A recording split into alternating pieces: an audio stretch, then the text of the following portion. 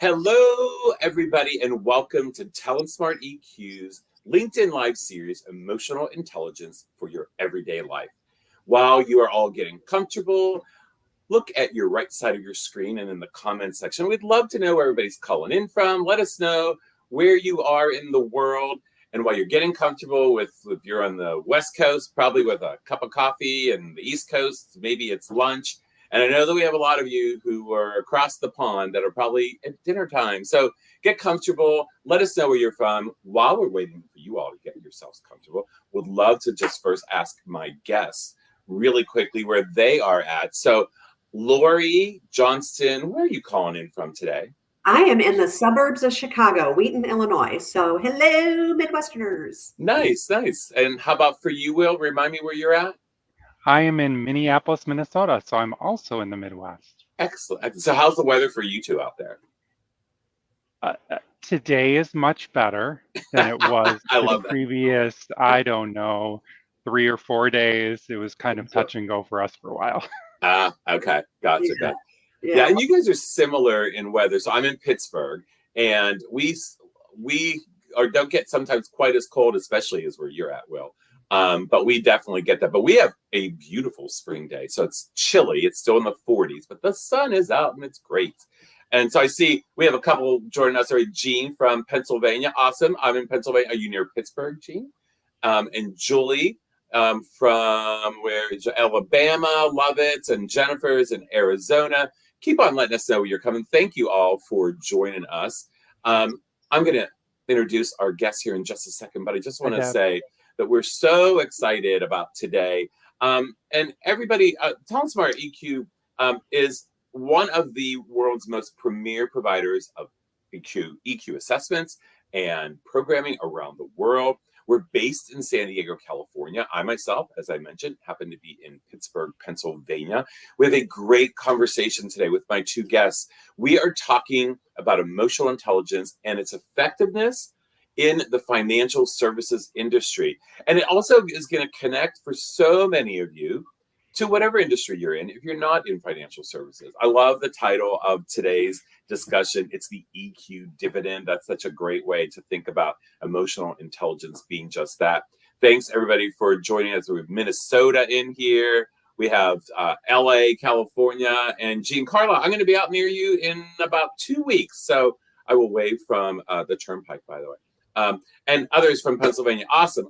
So listen, let me introduce to you these two people who are waiting to just tell you all about why they love emotional intelligence with financial services and also in their own lives. So our first guest, Lori Johnston, she is the Senior Vice President of Client Solutions here at Talent Smart.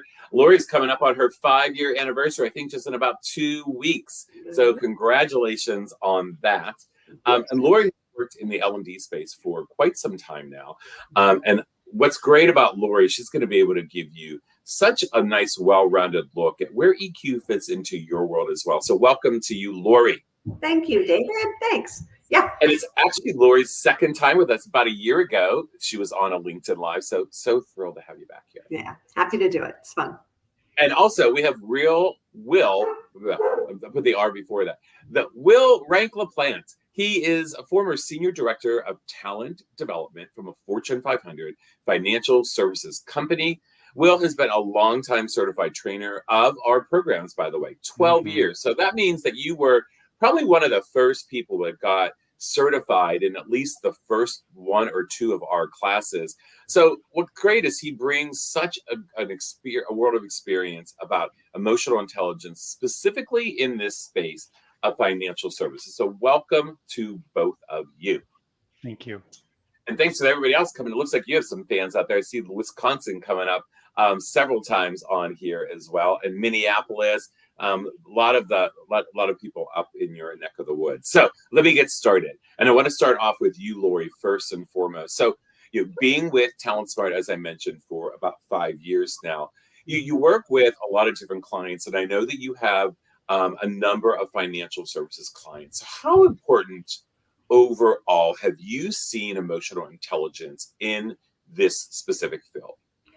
Yeah, so financial services is one of our top verticals. I think, outside of the military and healthcare, like hospital systems, financial services is our next in terms of volume of people that do business with us. So our clients come to us for anything from our EQ assessment to, as well stated, or as well as certified, our Mastering EQ program.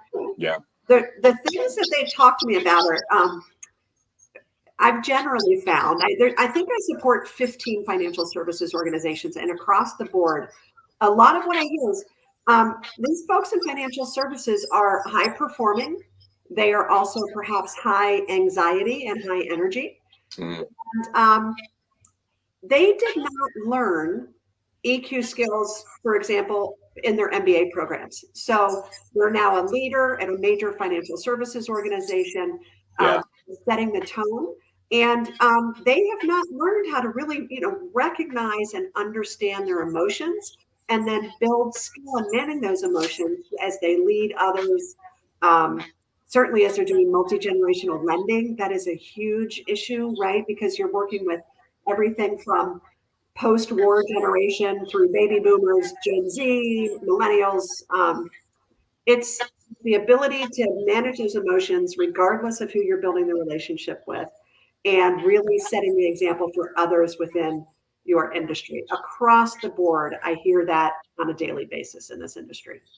Yeah, I think that's such a great call out is when you think about the focus of this industry, it is very numbers based, it's very technical and tactical. And so when you bring in a topic such as emotional intelligence, it is probably at first going to be received with a little bit of hesitation, a lot of question marks in people's heads saying, what are we going to talk about?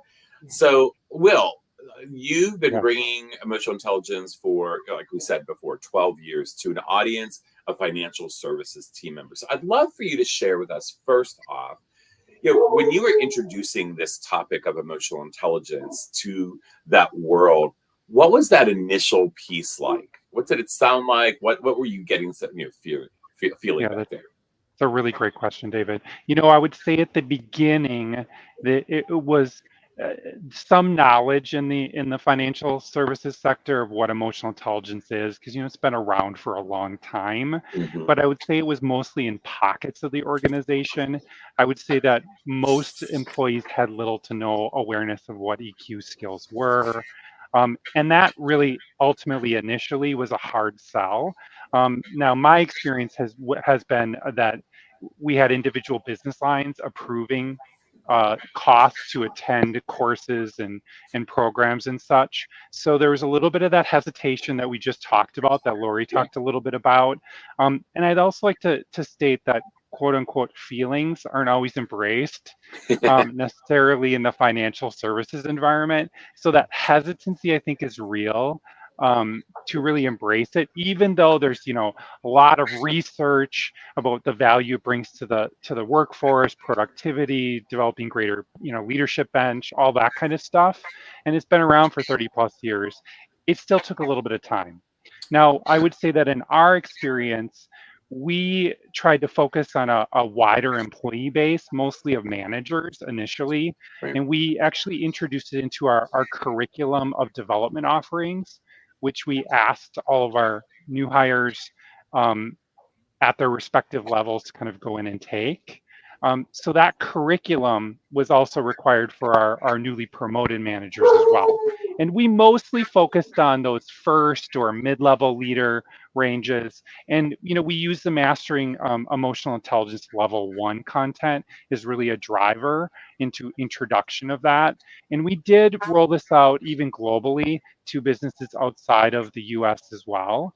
And my experience has been that as we started to roll some of these out, the non-managers would then start to get more interested in figuring, hey, what is this? I've heard about this from my leader or my manager. I'm interested in attending this. So we create a little bit of demand there.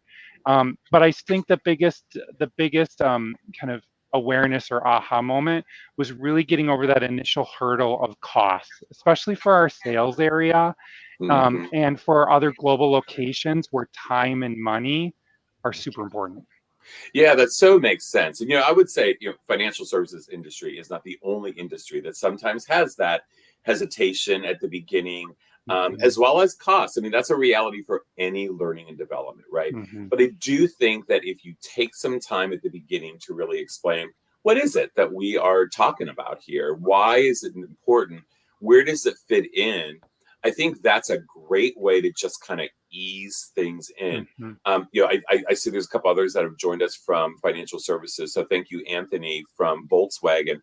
I think one of the things that anybody could probably say is that when you use the word emotions, right, in a title of anything, it makes people pause for a second to say, what do you mean we're going to talk about this? Yep. But I wanted to kind of stay with you for a second. And so take Sure. us through then the evolution of how it caught on, because I'm sure that if after the first year or two that it wasn't catching on, it would have been. I used to work in the corporate world, right? In the type of world you had, and if something wasn't catching on or people weren't actually benefiting from it, we removed it from our curriculum. So, what was that evolution like? What did you think? Got employees really bought into it that made you be Yeah. able to continue to deliver this cover programming? Well, and I think we had to keep in mind when we were doing this, we had to ensure that cost and time were worth it Yeah. in their day-to-day work interactions in their teams. Because if it wasn't, it just wasn't. So, we had the luck of we were at a period of time where we had spun off from another company, and we were kind of in creation mode in our talent team, and we had gained traction inside the organization, both with respect and our good reputation of all of the different global products and services we were developing. And Yeah. so this is just one of our kind of components that fit in nicely. And slowly over time, I would say that the businesses, number one, got used to spending money on training and development. So there Yeah. was that initial hurdle. It wasn't just for emotional intelligence, but it was, was one of the components of. They became more and more comfortable with that, especially when they could see it increase productivity, collaboration, leader effectiveness. And that really allowed more employees to attend and apply those emotional intelligence skills in their day-to-day work lives and teams and clients. And then I would also say this, there's a couple other pieces I want to highlight too, which is that, we initially we initially rolled this out as all in-person session. I mean, 12 years ago, you can only Yeah. imagine that was pretty much the only way to do it. But even before COVID and before Talent Smart actually created their own virtual version, we had started to do some of that stuff because it Okay. became Great. necessary, because our business lines were asking us to do that because we were geographically dispersed. And over time, we continued to make stuff shorter, just in time, you know, uh, Hmm. and we had to evolve in that space. And then, as we kind of further progressed, our mid-level leader and above, we started to introduce level two, so the mastering emotional intelligence level two.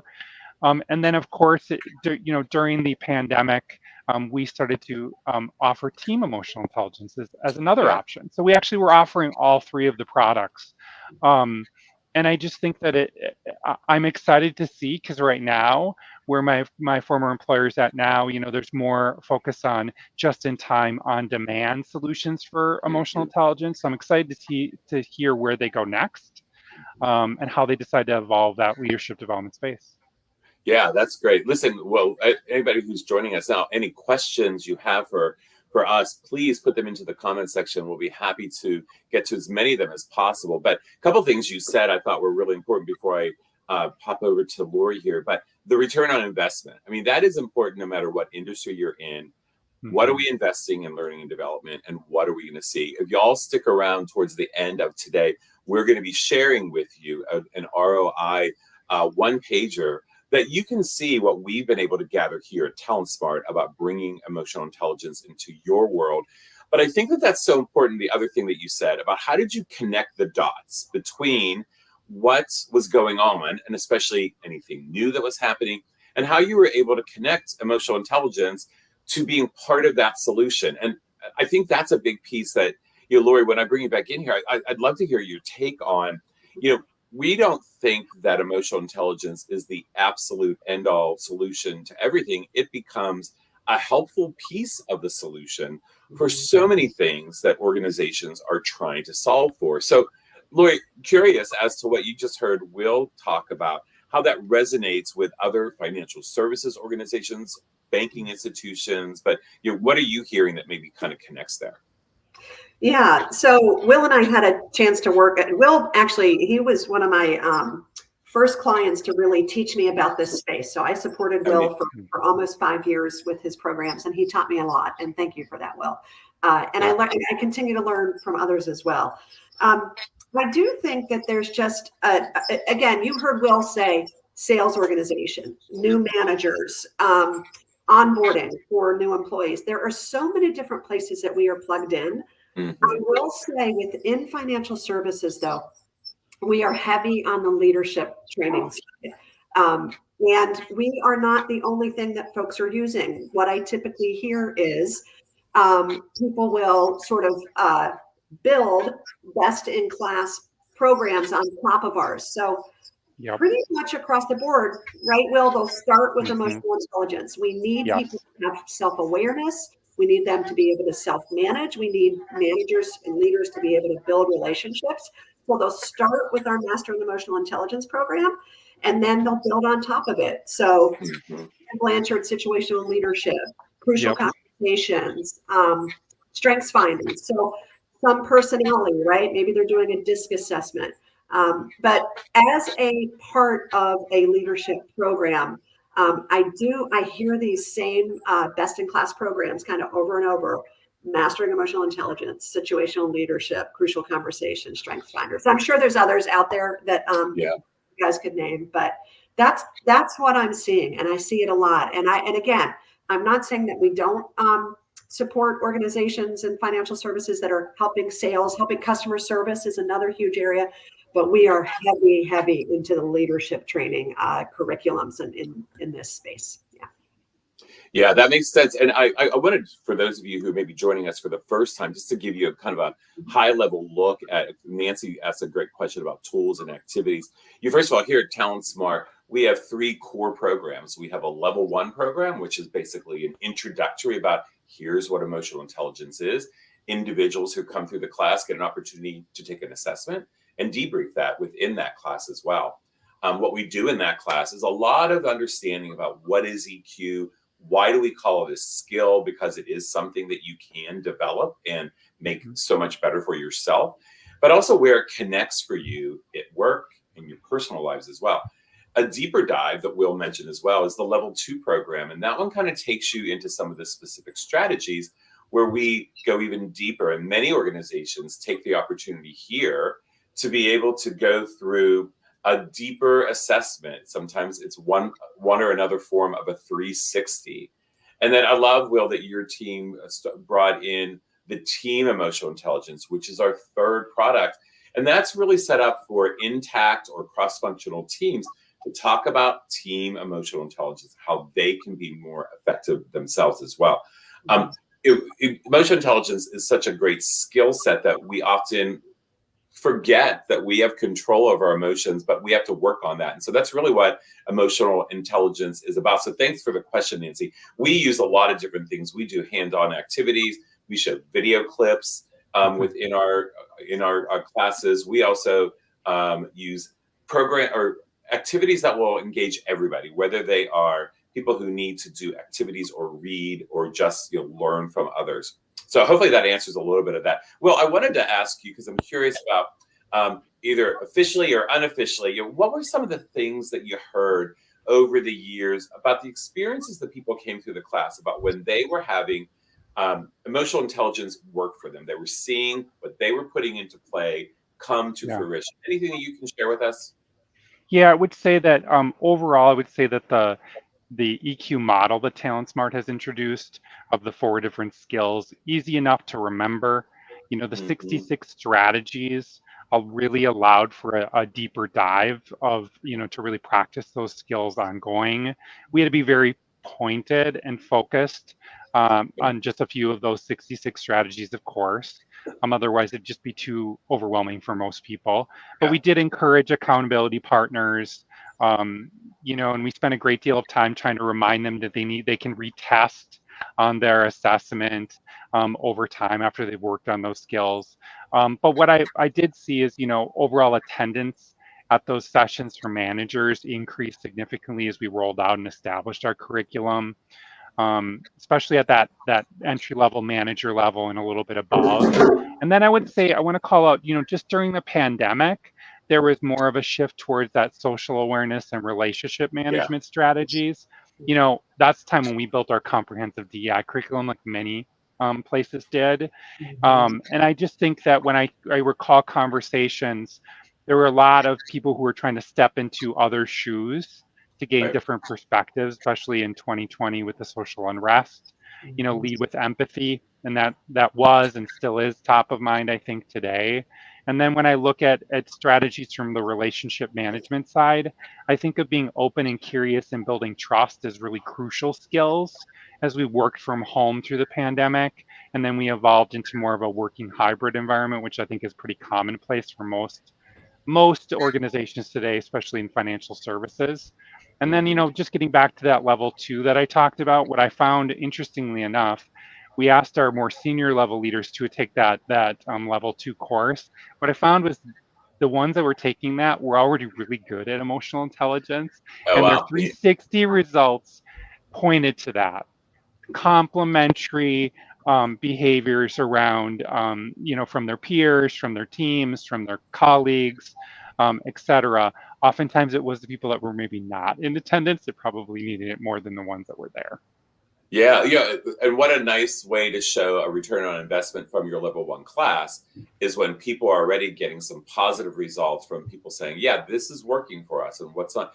And I also just wanted to call out about, for the leaders, it's emotional intelligence is absolutely for everybody, but I do find that in many organizations, when you bring it maybe at first to that leadership, that middle leadership area who are leading teams of people, it's going to resonate with them, because emotional intelligence is something that is going to be seen that if I work on it, my people are going to see it, my peers are going to see it, and my boss is going to hear about it probably, besides just seeing it. Lori, what are you hearing, since you've worked in the industry for a while? What kind of takeaways maybe that you would share? Yeah, so to Will's point, there's nothing like a global pandemic, social injustice, a shift to hybrid workplace to really elevate EQ's place in the world. And Josh Bersin, I think probably said it best. He doesn't call EQ a soft skill; he calls it a power skill. And that power skill language, I'm now hearing from my clients when they talk about emotional intelligence. So that's really fun. The only thing else I wanted to share is I do often hear, in financial services organizations, there's just sort of this knowledge that, hey, if I have an investor or I have a client that can't control their emotions, they're not going to be able to control their money, right? They're going to be emotional about the way they invest. They're going to be calling and saying, trade, I've been watching this stock. So when they can flip that with their folks that they're leading and say, it's not sort of the IQ, like this is, I know how to do it. It's the EQ of I know you, Mr. or Miss Investor. And I hear that a lot where they're like, I need to show and exemplify EQ in the organization. And I need to remind people that EQ, it's not a sprint, you guys, it's a marathon. Teams are just working on it over and over and over and getting better and better. But it's really interesting because they recognize what it's like to sit with an emotional investor.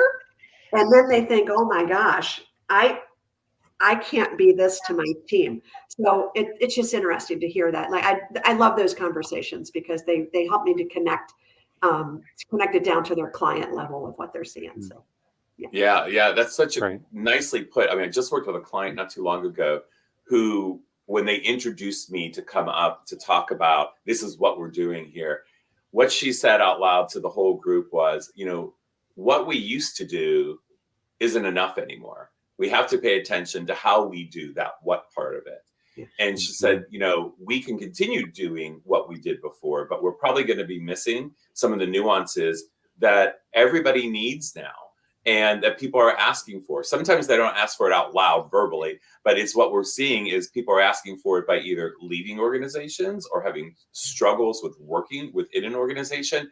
So it is the how we do things. I mean, I come from a generation where that's really what that was. It was like, just get to work and do it. I don't care about how you do it.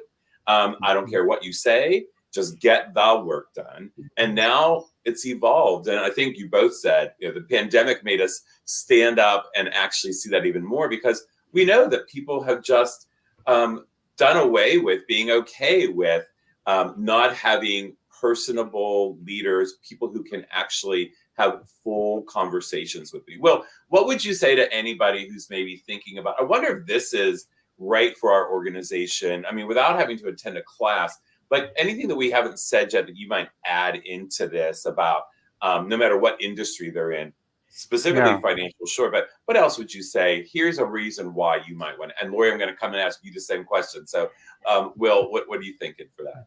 Yeah, I think that it's really really important to understand that you can use these 4 core skills in every part of your life, both professionally and personally. So to use these skills and it's giving you the tools to actually apply this in all parts of your life. And then to dovetail to what Lori said before, EQ really is one of the foundations of great leadership. Are you good at giving and receiving feedback? Are you good at using your listening skills? Are you a good situational leader? That's how I view emotional intelligence. Are you good at using your emotional intelligence skills? You master those skills, you can be an excellent manager of people, or just a colleague or peer to another person.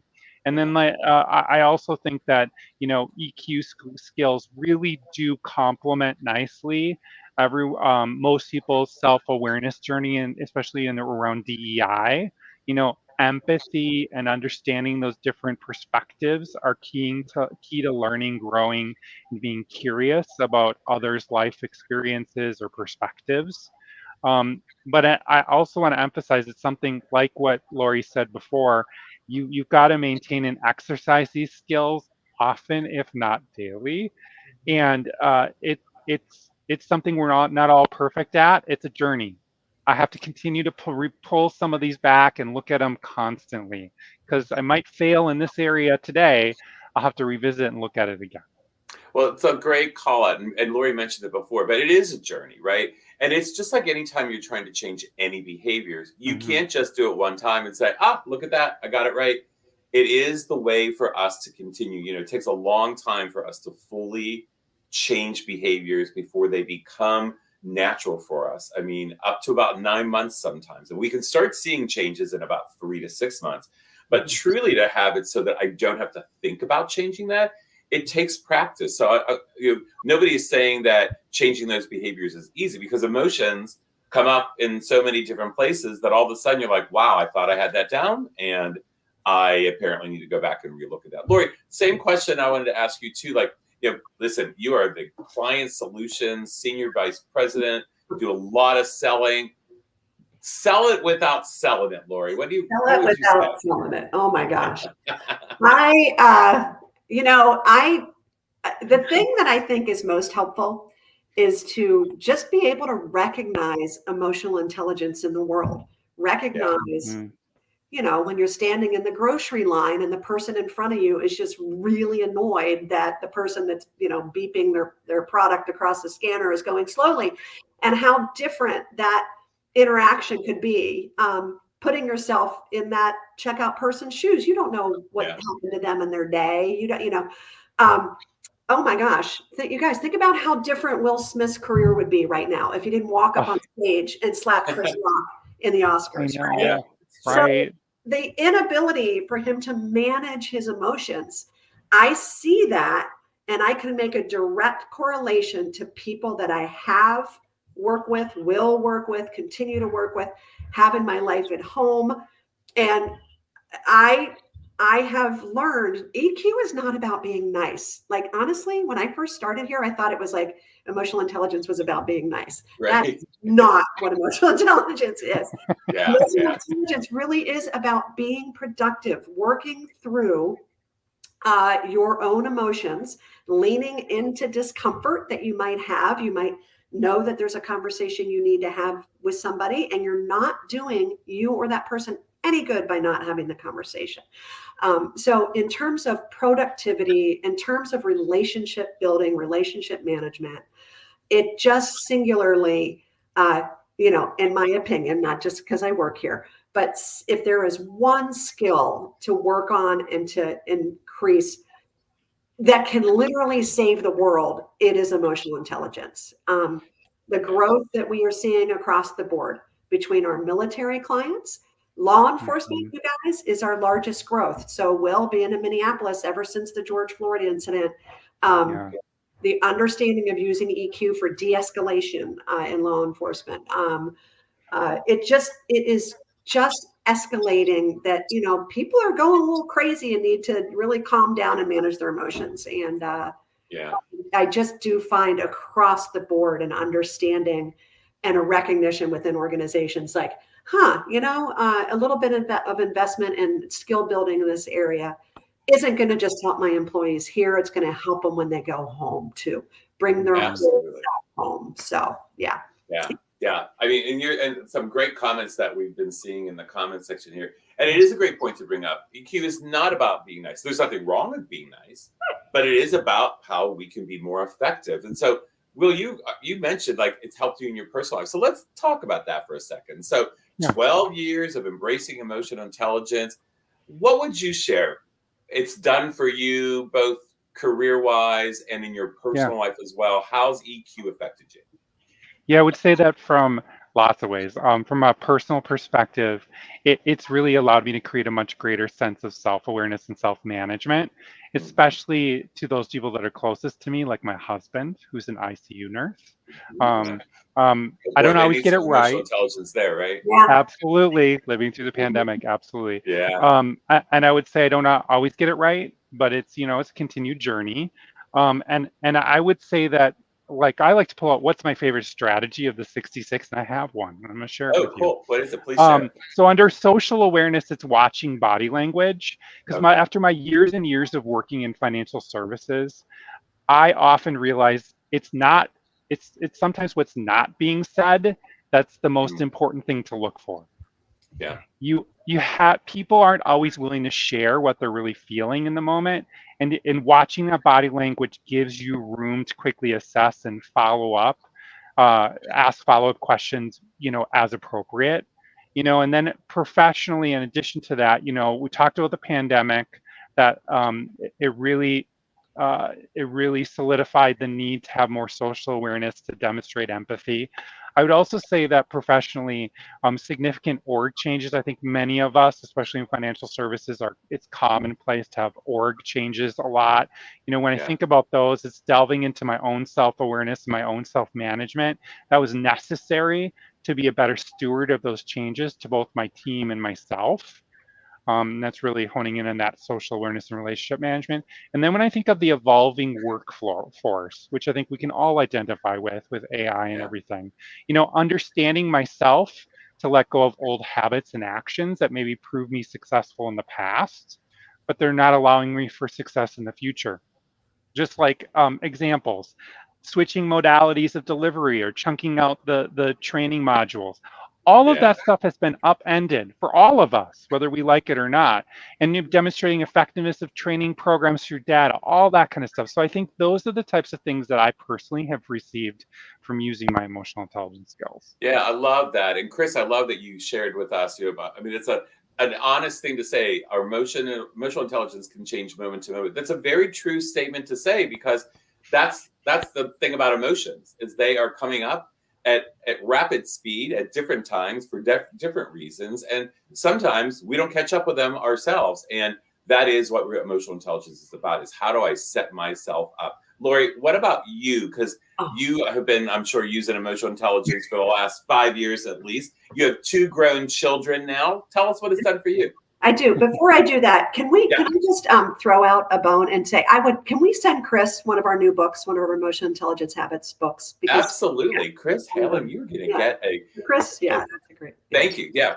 Our producer will be getting in touch with you in the backside, Chris, but we have a book for you Emotional Intelligence Habits, one of our brand new books that was just published about 6 months ago. Yeah. Thanks, Lori. Yeah. Okay. So you asked about EQ and using EQ Yeah. in life, and that I've been doing it for the EQ last. and Lori. Yeah.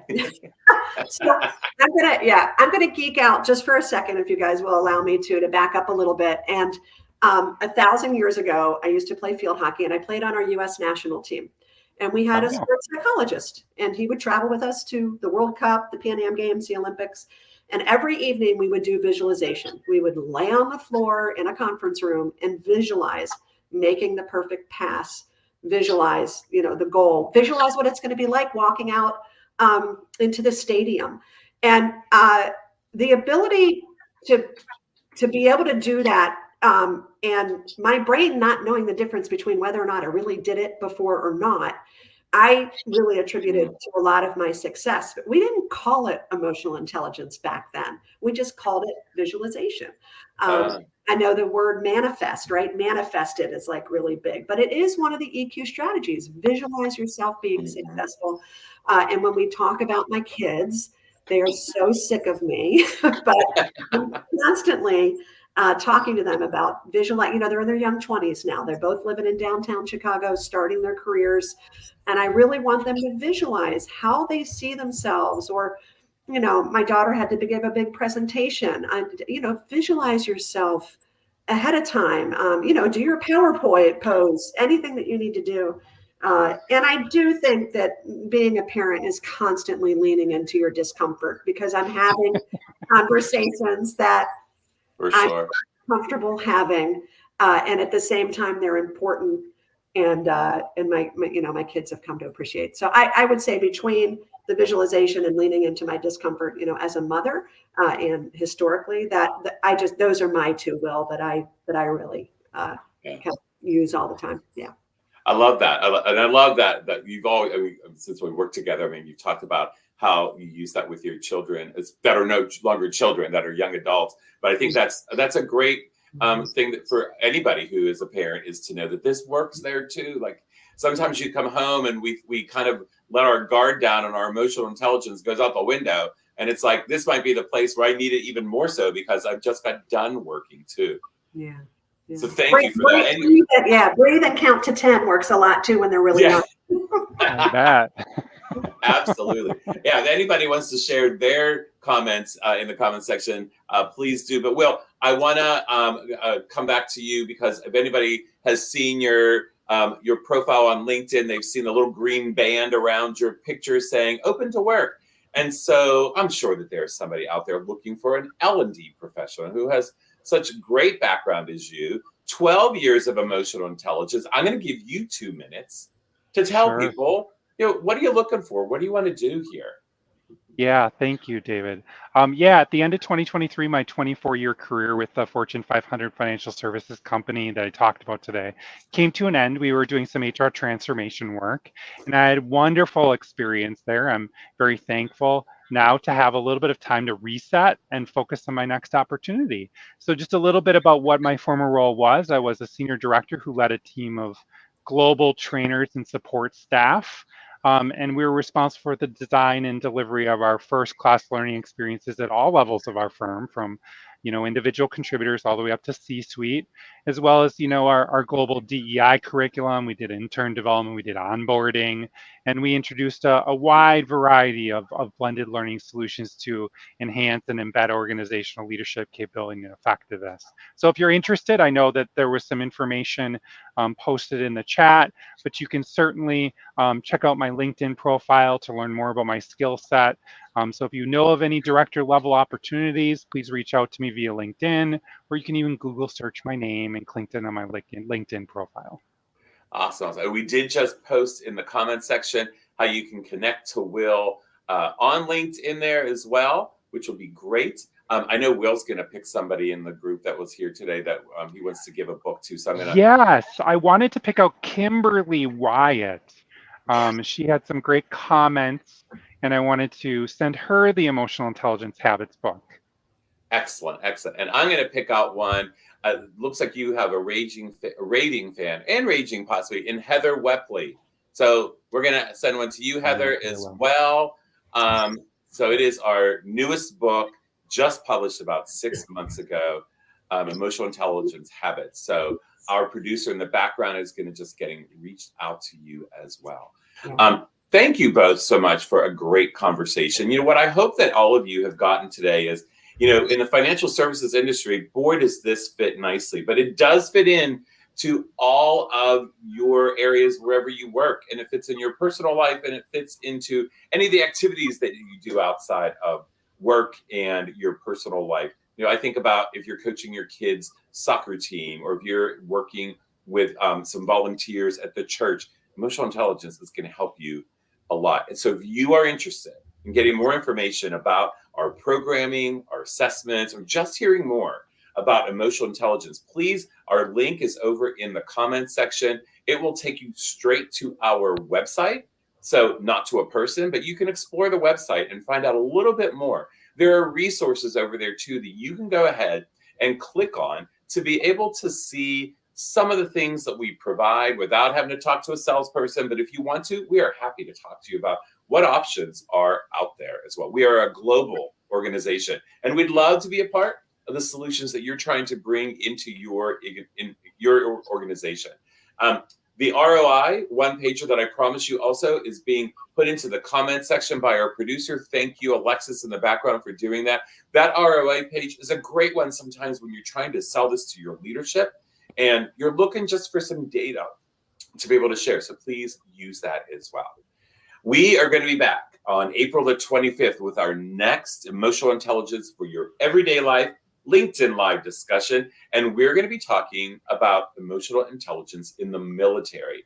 They are probably our #1 client around the world, and we have some amazing people who are going to be with us to share with you how they are seeing emotional intelligence make a difference in every aspect of the military. Please join us then, and keep an eye on what your emotional intelligence looks like. And please remember, EQ is for your everyday life. Have a great weekend, everybody, and we'll see you the next time.